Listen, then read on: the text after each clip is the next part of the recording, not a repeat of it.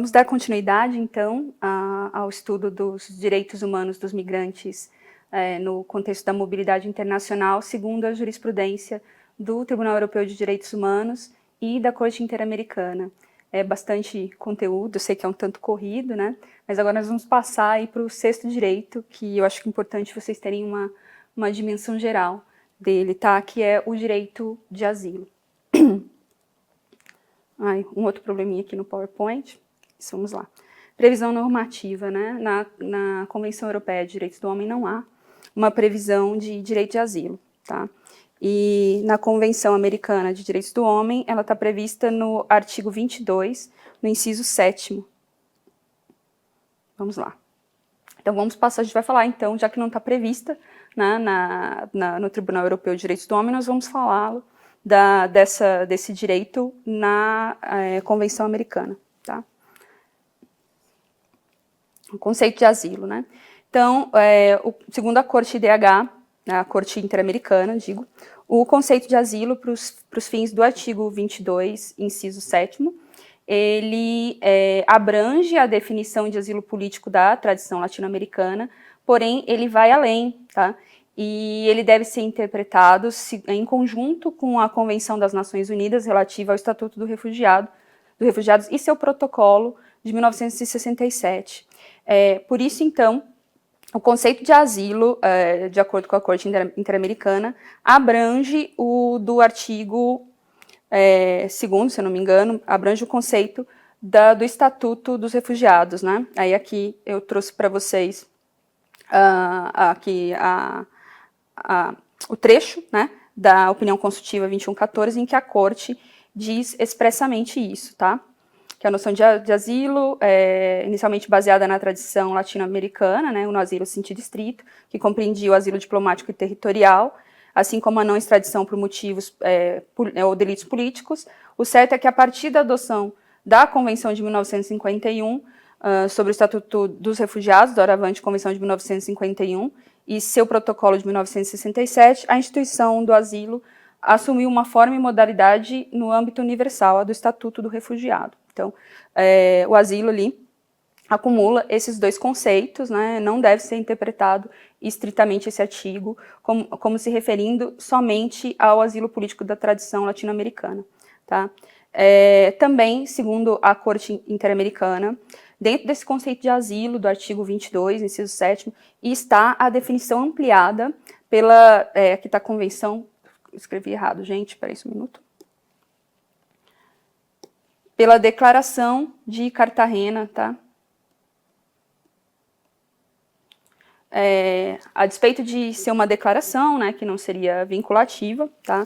A Corte entende que por ela ter sido internalizada por grande parte dos países interamericanos, né, ela seria basicamente uma definição aceita pelo direito costumeiro regional e interpreta que ela integra, sim, o conceito de asilo do artigo 22, inciso 7º. Então, aqui ela fala, né, na opinião consultiva 21 de 2014, no seu parágrafo 79, que, em atenção ao desenvolvimento progressivo do direito internacional, a Corte considera que as obrigações derivadas do direito de buscar e receber asilo são operativas a respeito das pessoas que reúnam os componentes da definição ampliada da Declaração de Cartagena, a qual responde não apenas às dinâmicas de deslocamento forçado que a originaram, mas também satisfaz os desafios de proteção que derivam de outros padrões de deslocamento que ocorrem na atualidade. Então, situações de violência generalizada e outros deslocamentos forçados que, a rigor, não se enquadrariam no Estatuto dos Refugiados, se enquadram, então, segundo o entendimento da Corte, no direito de buscar e receber asilo do artigo 22, inciso 7º da Convenção Americana. Aí, aqui, então, a gente pode concluir aqui que ela adota uma definição ampla, tá? Direito a asilo, na verdade, direito de asilo, no artigo 22, inciso 7º, como direito humano individual de buscar e receber proteção internacional, né? O direito de buscar, diz a Corte, né? O direito de buscar e receber asilo no marco do sistema interamericano se encontra configurado como um direito humano individual de buscar e receber proteção internacional em território estrangeiro, incluindo com essa expressão o Estatuto do Refugiado, segundo os instrumentos pertinentes das Nações Unidas ou as correspondentes leis nacionais, e o asilo conforme as diversas convenções interamericanas sobre a matéria, tá? Uma questão que se vê aqui de diferença com relação pelo menos a teoria da doutrina tradicional do Estatuto do Refugiado da ONU, é que normalmente se defende, né, que o direito de asilo ali, decorrente do Estatuto do Refugiado, seria mais uma prerrogativa estatal e não um direito subjetivo que poderia ser exigido pelo estrangeiro, né? Tradicionalmente se entende que o direito de asilo, que nem está expressamente positivado, né, no Estatuto dos Refugiados da ONU, mas que seria decorrente ali de todo o sistema previsto pelo Estatuto, né, de todas as garantias previstas no Estatuto, que esse direito de asilo seria mais uma prerrogativa estatal em relação ao do Estado receptor do estrangeiro, né, em relação ao Estado de origem do estrangeiro. Então, se defende, pelo menos na doutrina tradicional, que o estrangeiro não poderia exigir, né, que não é um direito subjetivo. Mas se vê aqui que na interpretação da Corte Interamericana, é um direito humano individual, tá? Não é uma prerrogativa estatal o direito de asilo, é o direito de buscar e de receber asilo. Vamos lá. Aqui. Voltou ali. Ficou um pouco desconfigurada aqui na transição. Continuando ainda no entendimento da Corte Interamericana, tá? O direito de asilo do artigo 22, inciso 7º, ele tem duas facetas, né? O direito de buscar, né, e o direito de receber. Quanto ao direito de buscar, a Corte entende que ele abrange o direito de solicitar ou requerer asilo, e que ele deve ser assegurado a qualquer estrangeiro sob a jurisdição do Estado, sem discriminação, tá? Então, a Corte diz aqui, na sua opinião consultiva 25/18, que trata do direito de asilo, que o direito de buscar abrange o direito de solicitar ou requerer asilo, seja no território do Estado ou quando de qualquer forma a pessoa encontre sob sua jurisdição, sem qualquer discriminação. Ademais, para que o direito de buscar asilo produza seu efeito útil, é necessário que os estados de acolhimento permitam que as pessoas possam requerer o asilo ou o reconhecimento do Estatuto do Refugiado. Por essa razão, essas pessoas não podem ser rejeitadas na fronteira ou devolvidas sem uma análise adequada e individualizada de seus pedidos, com as devidas garantias, né? Então, ela reconhece um direito de solicitar asilo, né? E que inclui, então, o direito de solicitar refúgio, na verdade, um direito de solicitar a proteção internacional e que o Estado não pode obstar que a pessoa exerça esse direito segundo ali as garantias de devido processo, né, segundo o procedimento previsto e com as garantias mínimas previstas pelo artigo 8º da Convenção Americana, tá? Então, isso implica que elas não podem ser rejeitadas nem rechaçadas sem que o pedido delas seja analisado. Vamos lá. Com isso, a Corte ela proíbe, né, que os estados usem expedientes ou ficções jurídicas, tá, para impedir o acesso ao procedimento correspondente de proteção. Então, exclusão de áreas, por exemplo, do território nacional, considerar que ali não é território nacional, é um exemplo de expediente ou ficção jurídica, tá? Um expediente também é a interceptação, né? Inclusive a Corte faz nesse ponto referência ao caso do Tribunal Europeu de Direitos do Homem, o Hirsi Jama, que houve interceptação, faz também a referência às conclusões que chegou a Comissão Interamericana no caso dos haitianos, né, contra os Estados Unidos, que era justamente um caso de interceptação, tá? Para dizer que isso fere o direito de buscar asilo, né? Então, aqui, no mesmo sentido, a Corte entende que estados terceiros não podem adotar medidas cujo objetivo seja impedir que pessoas em necessidade de proteção internacional se dirijam a outros territórios em busca de proteção. Tampouco podem escusar-se de assegurar o acesso aos procedimentos correspondentes de proteção mediante o recurso a ficções jurídicas. Aqui, né, ela até fala da questão de estados terceiros impedir que pessoas busquem proteção em outro território. Isso foi justamente o caso que aconteceu, analisado pela Comissão Interamericana, em que as pessoas eram interceptadas em alto mar, né? E ali a comissão, né, reconheceu que a conduta dos Estados Unidos de interceptar essas pessoas e devolver ao Haiti impedia, inclusive, que essas pessoas pudessem solicitar asilo em outros países ali da região do Caribe, né? Não necessariamente só nos Estados Unidos, tá? Então, a Corte Interamericana, ela concorda com essa conclusão da comissão, nesse caso que foi, a comissão analisou em 1997, já faz tempo, né? E aí, não só concorda com esse caso de que não pode impedir acesso em países terceiros, como também diz que não pode usar de expedientes ou ficções para impedir o acesso dentro no próprio território dele ou em relação a pessoas sob sua jurisdição, tá? Então, é bem amplo essa questão da vedação de uso de expedientes ou ficções jurídicas.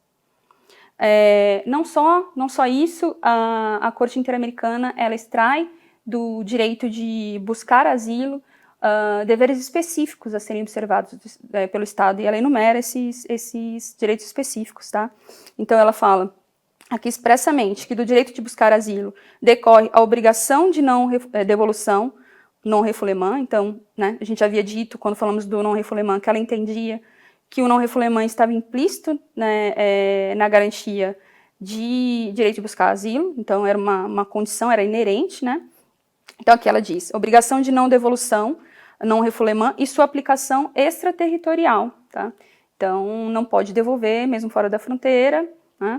Mesmo em águas internacionais, mesmo ali exatamente não pode rechaçar na fronteira, né? Aqui a questão de rechaçar na fronteira, aliás, está no tópico seguinte. Obrigação de permitir a solicitação de asilo e não rechaçar na fronteira. Não pode devolver, não pode interceptar, não pode, não tem aplicação extraterritorial, também não pode rechaçar na fronteira e impedir o acesso à solicitação de asilo. Na verdade, ele tem que permitir o acesso à solicitação de asilo na fronteira. Tem também aqui a obrigação de não penalizar ou sancionar pelo ingresso ou permanência irregular e de não realizar detenções. Então, ela não pode usar a questão do acesso ao direito de asilo como uma penalização pelo ingresso ou permanência irregular.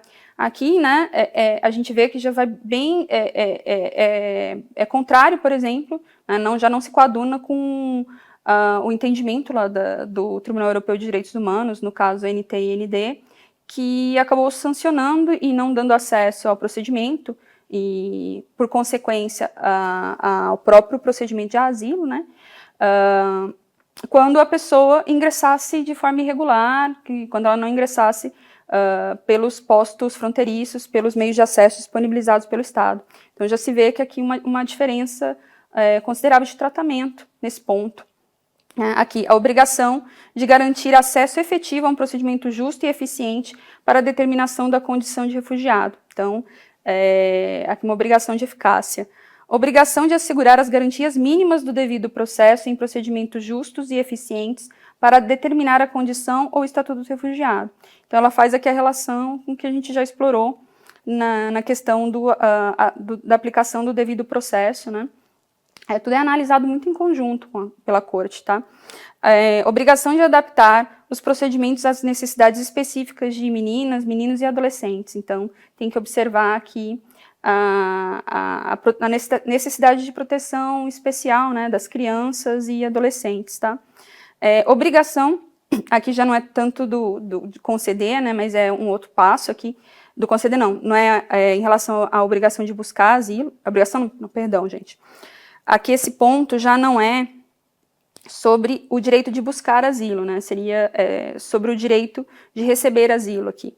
A Corte reconhece que tem uma obrigação de conceder a proteção internacional, caso se satisfaça a definição de refugiado, e de assegurar a manutenção e a continuidade do estatuto de refugiado.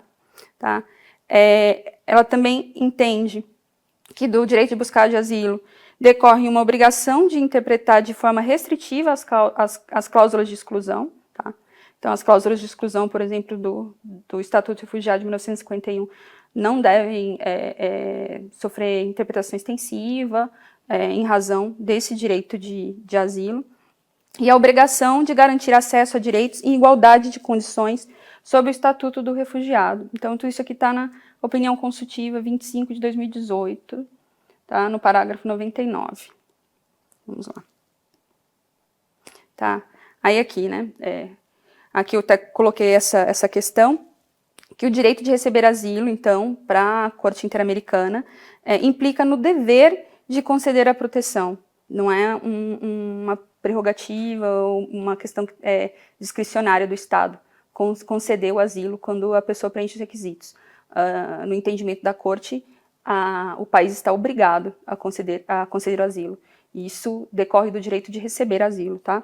Então, o direito de receber asilo estabelece o dever de conceder a proteção sempre que a pessoa preenche seus requisitos e os requisitos de acordo com a definição ampliada de asilo estabelecida pela Corte, que, como vimos, inclui não só o asilo político da tradição latino-americana, né, como a definição do Estatuto dos Refugiados ampliada pela Declaração de Cartagena e, eventualmente, de outro compromisso internacional, ou até mesmo, né, aqui, pode-se incluir a legislação interna, tá? Se reconhecer uma outra hipótese de Estatuto do Refugiado dentro da nossa legislação, ela também se encaixa aqui. Tá? Bem, acho que sobre a questão do direito de asilo, é isso. Já foi mais rápida.